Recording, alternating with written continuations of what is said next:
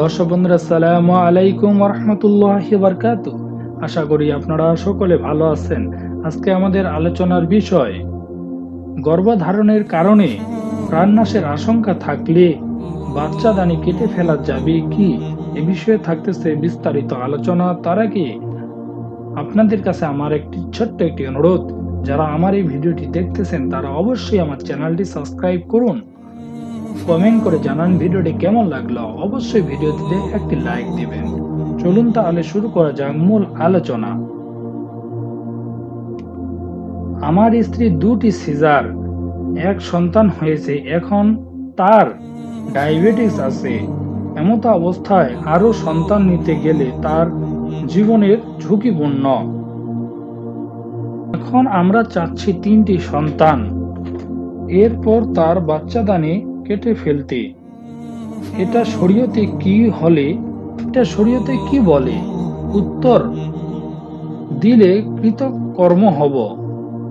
জন্ম নিয়ন্ত্রণের স্থায়ী ব্যবস্থা কোনো পদ্ধতি নারী পুরুষ কারো ক্ষেত্রে শরীয়তের দৃষ্টিতে বৈধ নয়, বরং সুস্পষ্ট হারাম। কেননা এতে আল্লাহর সৃষ্টির পরিবর্তন করা আবশ্যক হয়ে পড়ে। হাদিস শরীফে এসেছে,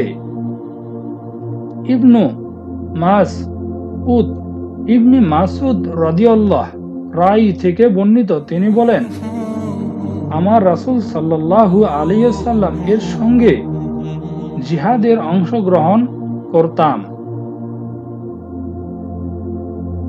আমাদের সঙ্গে আমাদের বিবিগণ থাকতো না, তাই আমরা বলতাম, হে আল্লাহ রাসূল, আমরা কি খাসি হয়ে যাব? তিনি আমাদেরকে তার থেকে নিষেধ করলেন। সহিহ বুখারী হাদিস 5075।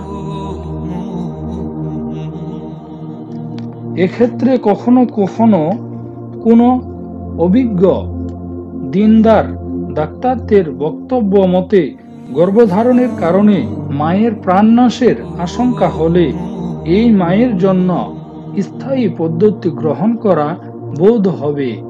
যদি কহি মাবাহিস 1/282। সুতরাং আপনি অভিজ্ঞ দিনদার ডাক্তারের পরামর্শ নিন। বাস্তবেই যদি তিনি গর্ভধারণ মায়ের জীবনের ঝুঁকিপূর্ণ মনে করেন, তাহলে প্রশ্নলিখিত পদ্ধতি গ্রহণ করা জায়েজ। আল্লাহ তাআলা উপরোক্ত আলোচনা আমাদেরকে বুঝার তৌফিক দান করুক। আমিন।